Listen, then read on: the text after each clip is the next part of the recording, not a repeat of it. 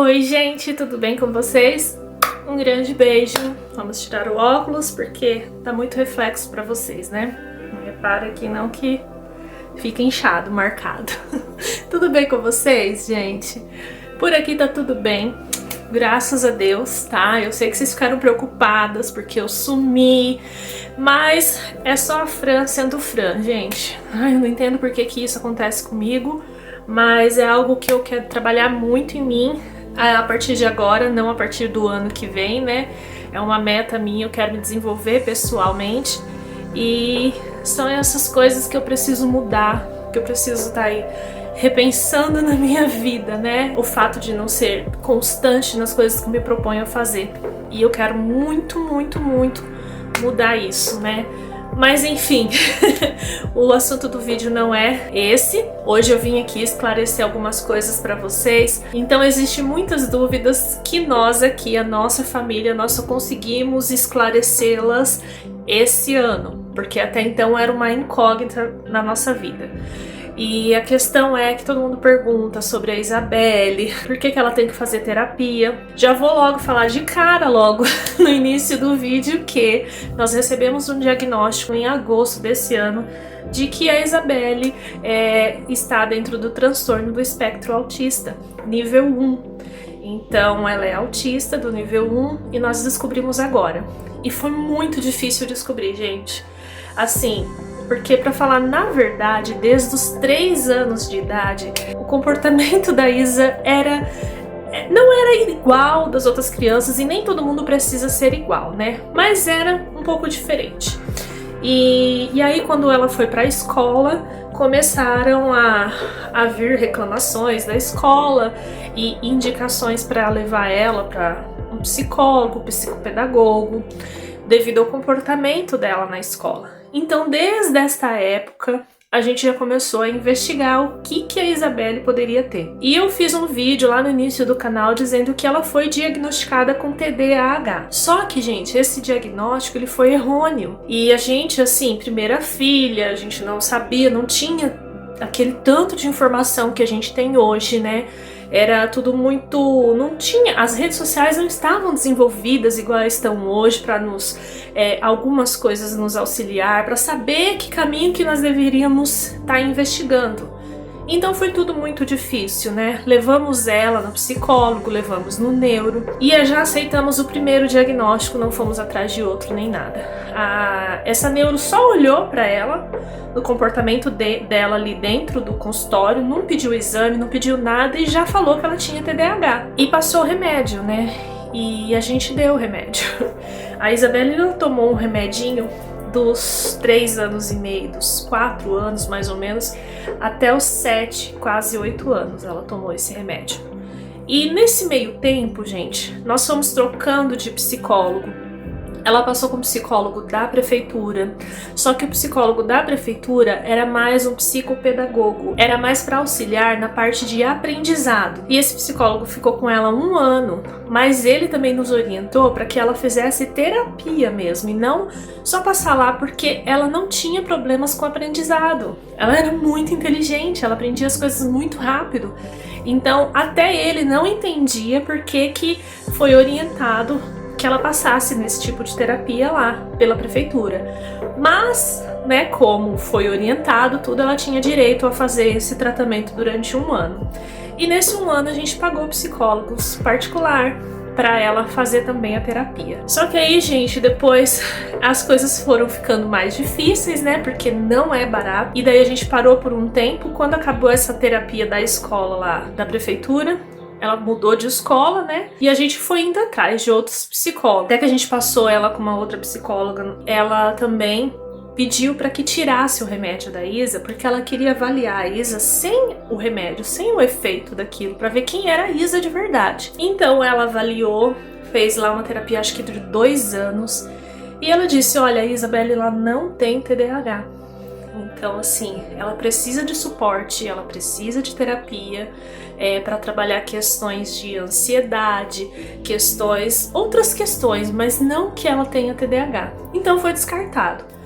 E nisso a gente voltou a estaca zero, porque, gente, eu, coração de mãe, eu sempre achei assim que tinha alguma coisa ali, não tava certo, sabe? Mesmo ela fazendo as terapias, assim, era diferente. Eu sempre senti isso, sabe? E nós, como pais, a gente não sabia lidar com essa situação. A gente não sabia se determinada atitude dela era questão de birra ou era questão porque ela realmente tinha alguma coisa. Então, hora a gente corrigia, hora a gente conversava, né? Corrigia conversando e hora a gente deixava pra lá. Então, assim, foi muito difícil a parte da infância dela. E daí veio o João. E daí com o João também teve toda uma correria, uma coisa assim que a gente teve que deixar um pouco, né? Não foi assim, deixar a Isa de lado. Nós tivemos que correr com o João, porque no caso do João, porque era risco ali de vida mesmo. Foi diagnosticado com epilepsia. Então, assim, ele aos 2 aninhos, ele tava andando e de repente caiu no chão. E isso era muito perigoso, porque às vezes a gente tava atravessando uma rua e ele caía no chão. E a gente não sabia o que era aquilo. Caiu no chão, ficava lá e a gente ficava, nossa, e uma vez um ônibus, gente, freou em cima da gente porque ele caiu de uma vez. E a gente não sabia, então a gente começou a ficar mais preocupado, buscando a descobrir o que ele tinha. E também foi difícil, né? Mas a gente conseguiu, graças a Deus, foi mais rápido que o da Isa, né? Graças a Deus. E depois teve toda a função de acertar um remédio, de acertar a dose do remédio. Ele tomou vários remédios que não faziam efeito nenhum.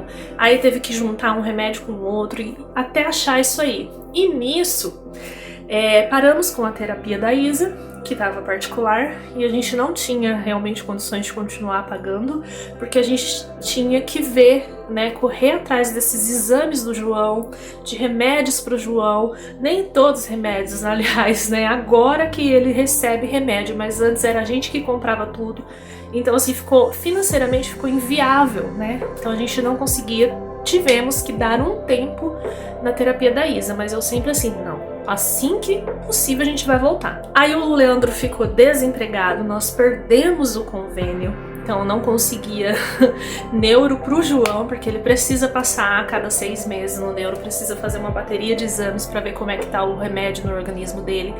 Então não tínhamos mais neuro de um convênio. Graças a Deus o Leandro arrumou outro emprego, a gente conseguiu um outro convênio. E aí toda aquela função de procura médico, de procura neuro, pediatra, não é qualquer neuro. Então assim, foi difícil. Nesse meio tempo eu arrumei um emprego lá no laboratório. E nesse laboratório eu era analista, eu analisava cariótipo. E lá eu trabalhava mais, a maior parte, né, do meu trabalho era analisar medula óssea para ver questões hematológicas, né, doenças hematológicas, leucemia. Então eu analisava o cariótipo para a gente ver se essa doença estava evoluindo ou não e se o tratamento estava fazendo efeito ou não, e até mesmo o diagnóstico. Chegava lá a ficha com a gente, com a hipótese diagnóstica e os sintomas. Essa era a maior parte de exames que eu fazia. Mas também tinha uma parte de exame constitucional, que é quando a pessoa nasce com aquilo, é uma constituição da pessoa, não é necessariamente uma doença. Por exemplo, síndrome de Down, né? Então, aparecia lá uma ficha com o paciente, com o médico desconfiava que aquele bebê tinha síndrome de Down, então chegava lá o sangue pra gente analisar e ver se tinha mesmo, né? E isso é mais a parte constitucional, não é mais hematológico. Então alguns casos desses vinham. E aparecia também essa hipótese como TEA, de transtorno espectro autista. E eu comecei a ver os sintomas, comecei a ligar esses sintomas, eu comecei a pensar assim, poxa, a Isa faz isso, a Isa sente isso, será que não é isso que ela tem? Começou a acender aquela luzinha, né? E quando eu comentava com alguém, todo mundo, tira da sua cabeça. Gente, mas mãe é mãe, se você sente alguma coisa, vai buscar, vai investigar. A gente sente no nosso coração. E não adiantava as pessoas me falar, é desenvolvimento normal, é porque ela tá na pré-adolescência, por causa disso, por causa daquilo. Mas não, eu não tava focando só no fato dela estar na pré-adolescência, eu estava focando no fato da vida toda, eu ter que correr atrás disso com ela. Aí quando eu fui levar o João numa neuro, que a gente tinha trocado de convênio e tal, gostei demais dessa neuro. E aí na primeira consulta ela já perguntou se ele tinha irmãos e como que era.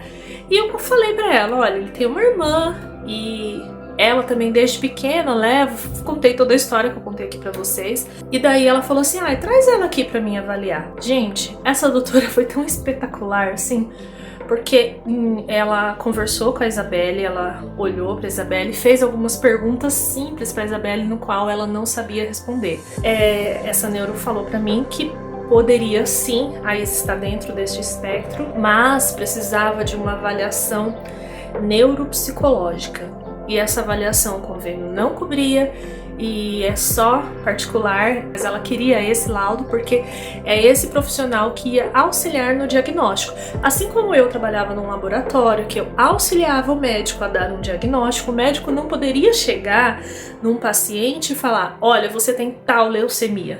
Não, o médico desconfia daquilo, manda o material e quem auxilia no diagnóstico é o laboratório. Então era a mesma coisa, a neuropediatra precisava deste exame para poder confirmar. Ficou assim, mas isso foi em janeiro. Em fevereiro a gente já acertou tudo pra gente mudar pra cá, pra Araraquara. Então o que eu fiz, gente? Quando eu saí do meu serviço, eu peguei aquele dinheirinho, né? Que não foi muito porque eu pedi pra sair. Então, assim, eu tinha umas 2 férias, uma férias e meia, né? Então já peguei aquele dinheirinho e meu carro quebrou, eu consertei o carro e já fui investir em procurar aqui em Araraquara uma neuropsicóloga. E enfim, eu achei, graças a Deus, e ela fez uma avaliação na Isabelle, no qual durou 6 meses para ela me entregar esse laudo, né? A avaliação durou acho que uns 4 meses, mais ou menos 5 meses, e aí 1 mês depois ela me entregou o laudo, atestando que realmente a Isa estava no transtorno de espectro autista. Esse exame ele é feito, gente, através de como que é o nome? DMSI, eu não lembro o nome, gente, mas vou escrever aí. Através de uma regra, são testes que ela faz e avalia cada partezinha do cérebro. Então, assim, não é uma terapia, não é que ela vai lá e fica conversando com a Isabelle e através das conversas ela vai pensando ali, encaixando os diagnósticos. Não, são testes mesmo que a Isa vai fazendo e esses testes, cada teste mexe com cada área do cérebro, onde ela vai vendo o que tem, o que não tem, essas coisas. Então esse foi o diagnóstico da Isa. E agora a Isa precisa fazer terapia e a gente tá tentando aqui correr, né, com o convênio para fazer essa terapia através do convênio. E aí eu já consegui marcar para ela, inclusive a gente foi ontem. Só que onde a gente foi era um lugar que o convênio nos marcou para ir para lá. E quando nós chegamos lá, esse local era só para crianças, né? De 3 anos a 7 anos. Não atendia ali adolescentes. Então aí teve que me dar outra lista e autorizar outra guia pra gente conseguir marcar ela em outro lugar. E eu estou à procura deste lugar. Eles me deram uma lista de telefones para eu poder ligar para marcar. E agora, fim de ano, né, gente? Tá muito difícil encontrar uma vaga. Mas é isso, agora ela vai seguir fazendo essa terapia. Para quem tinha essa dúvida, a Isa está dentro, ela tem o autismo nível 1. É isso, gente, a gente precisa aprender a lidar com certas coisas, né? Eu até conversei com a neuro que o arrependimento bate de todas as vezes que a gente corrigiu ela, de todas as vezes que a gente gritou com ela, né? Que a gente achou, nossa, um absurdo, né, as atitudes dela, e isso bate um arrependimento porque hoje a gente sabe que não era porque ela queria, né, não era uma questão de comportamento. Então, assim, é muito difícil, eu chorei ali, eu não chorei assim por ela ter tido esse diagnóstico, porque por ela ter tido esse diagnóstico, gente, sério, pra mim e pro Leandro foi um alívio, porque assim, de pensar que a gente não tava errado todo esse tempo, sabe? Então foi um alívio, puxa, não era coisa da minha cabeça, realmente tinha alguma coisa. E foi aquele alívio, graças a Deus, agora a gente sabe que caminho seguir. Mas eu chorei de tudo que a gente sofreu, né? São vários castigos, né, que a gente deu sem ela. Na verdade, gente, a gente dava castigo pra ela, ela nem se importava, ela não tava nem aí. Tipo, passava 5 minutos, ela nem lembrava mais do porquê que ela não podia assistir TV mais, sabe? Então, assim, pra ela tanto faz, tanto fez. Então a gente via assim que não surtia um efeito a correção nela. E a gente falava, por que não surte e tal? E aí a gente perdia a paciência, gritava. E assim, isso me doeu tanto. E daí ela conversou que, olha, a nossa vida é de agora pra frente, do diagnóstico pra frente. E a pior parte a gente já passou, que foi a infância, né? Que a gente achando que a pior parte ia ser agora, na adolescência, não. A pior parte foi na infância. Essa foi a pior parte. E a gente já passou. E eu sentada com o Leandro conversando, assim, e graças a Deus que a gente tem esse arrependimento, a gente pensa assim, puxa, a gente errou em tanta coisa, mas como ela disse, a pior parte já passou. Olha agora essa menina. É uma menina que ela tem certeza da fé dela, ela sabe que ela tem uma boa índole, ela é muito estudiosa, ela é, querendo salvo alguns momentos ou outros, mas isso é todo mundo, né? Alguns momentos ela é desobediente, mas a maioria dos momentos ela é uma menina obediente, prestativa, sabe? Tem uma boa índole, não mente para os pais, porque a gente sabe que os adolescentes fazem isso. Tudo ela nos conta, ela conversa, a gente tem uma amizade, sabe? Então assim, a gente fica pensando, poxa, a gente errou, mas olha a menina que ela se tornou. Então eu creio que é daqui pra frente e que a gente vai ser orientado, e ela precisa fazer uma terapia para ela aprender a lidar com os sentimentos dela, com acessos de crise, porque ela às vezes tem umas crises, e então assim, para ela saber quando essa crise tá vindo, para ela saber lidar, né, com os pensamentos. A dificuldade dela é mais social, então ela precisa fazer uma terapia cognitiva social. Agora eu vou falar um pouco dos sintomas, né, gente, porque o que me ajudou a desconfiar disso foi de ver os sintomas, né? Ela tem muita dificuldade em fazer amigos, de conversas, ela tem muita dificuldade em perceber quando uma pessoa tá triste, quando uma pessoa tá brava, quando uma pessoa tá triste, quando uma pessoa tá muito feliz. Ela tem esse tipo de dificuldade de entender. Ela tem dificuldade de entender ironias, sarcasmos, pegadinhas. Um exemplo que tem até em vídeo aqui, que nós achamos engraçado tudo, mas depois eu fui ver isso aí, que foi uma vez que eu falei que, olha Isa, nós duas estamos com pé de galinha. E ela ficou, gente, uns 20 minutos olhando pro meu pé e pro pé dela. E isso saiu aqui no vídeo, todo mundo achou muito engraçado, mas não. É uma dificuldade de entender figuras de linguagem, né? E até hoje ela não entende o que é pé de galinha, porque pra ela isso aqui é ruga de olho, não é pé de galinha. Ela não consegue imaginar que isso aqui é um pé de galinha, entendeu? Não consegue. Então é esse tipo de dificuldade que ela tem. Se você chegar nela e falar assim, Isa, água mole, pedra dura, tanto bate até que fura.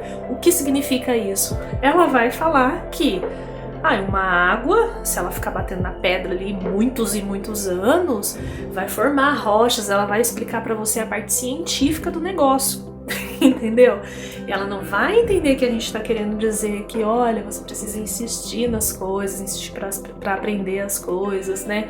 Ou pra conseguir alguma coisa, você tem que ser persistente. Mas ela não vai entender isso. Ela vai entender algo científico.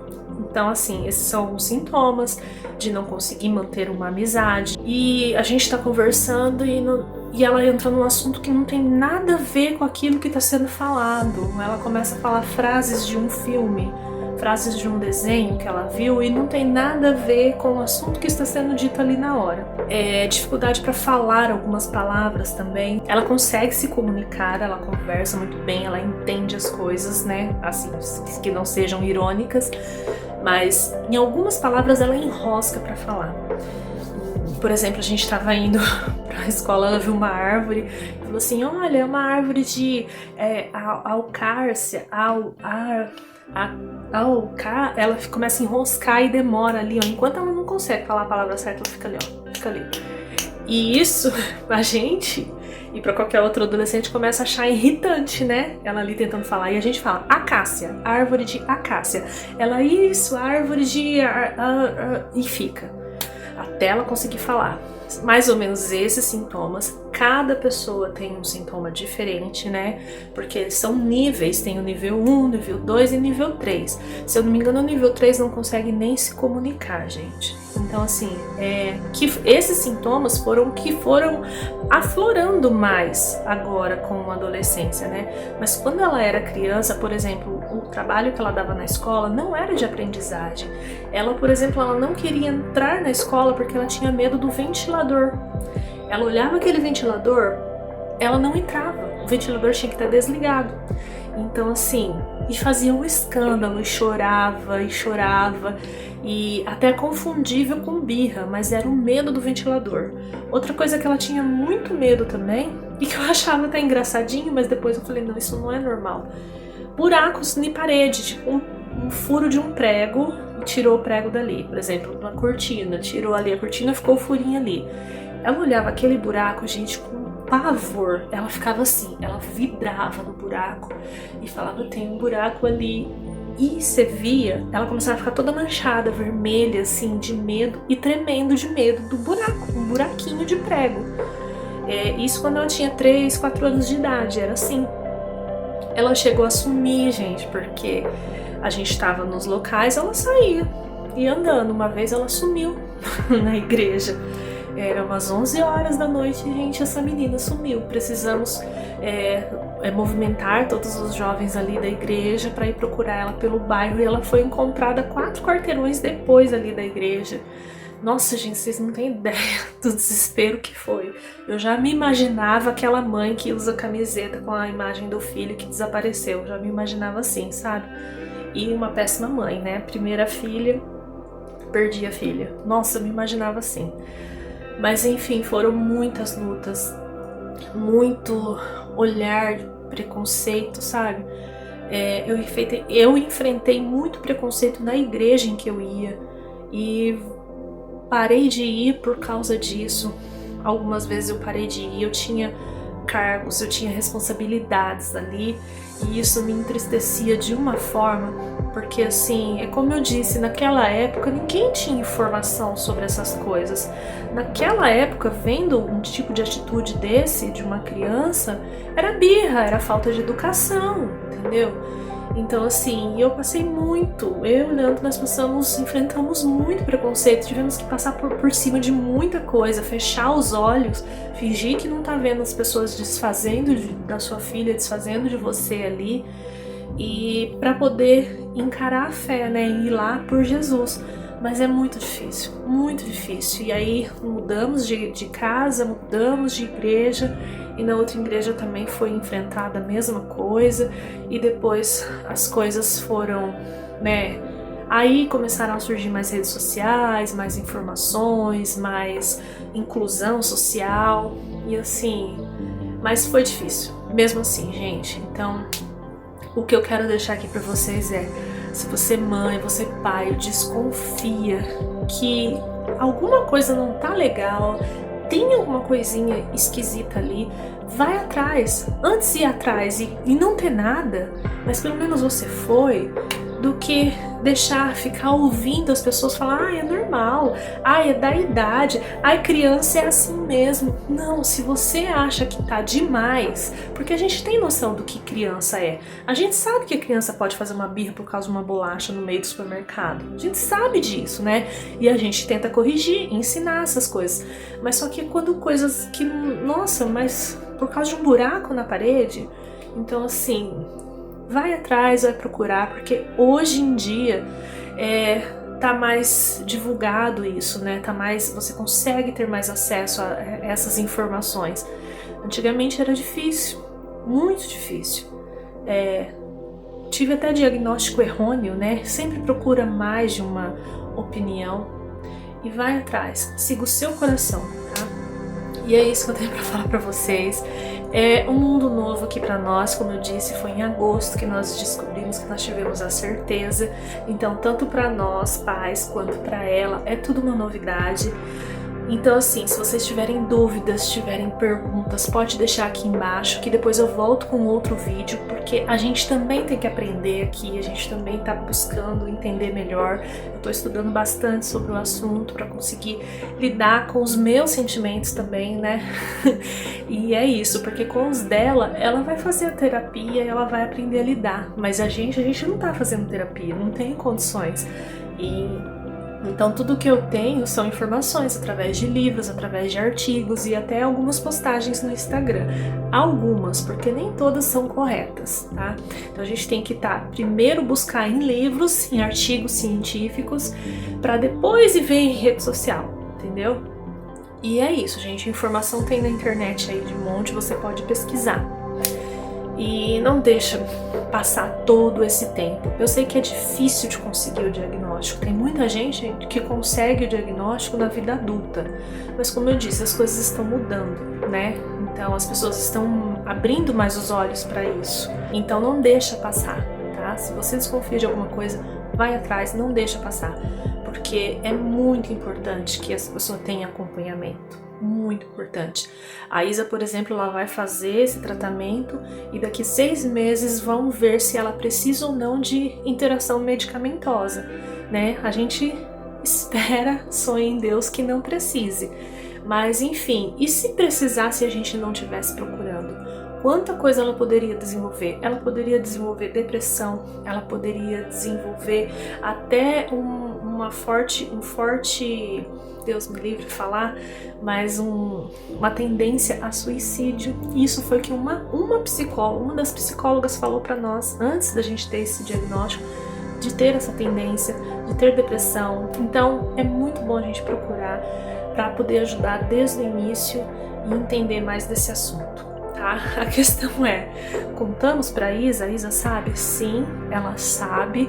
No momento em que eu falei aqui que eu desconfiava disso, quando eu comecei a trabalhar no laboratório e ver sintomas, eu falei, eu desconfio disso. Ela, o que é isso? Eu falei, não sei o que é isso, vamos pesquisar?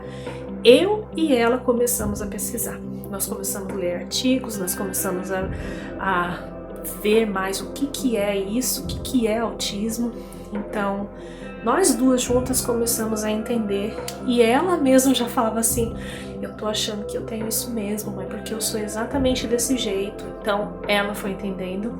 Então, quando veio o diagnóstico, chamou nós, né, os pais lá, não foi pra ela, foi pra nós.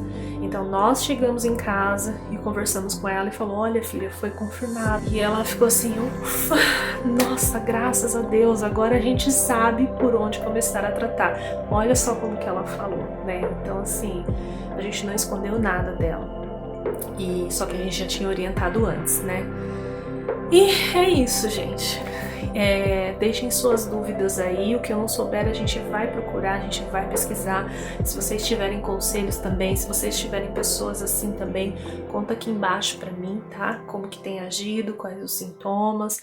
E a gente vai conversando sobre isso, porque é tudo muito novo pra mim. Então a gente vai aprendendo juntas, tá bom? Espero que vocês tenham gostado, espero que tenha esclarecido algumas dúvidas e se continuarem dúvidas, deixa aí que eu vou responder depois, tá?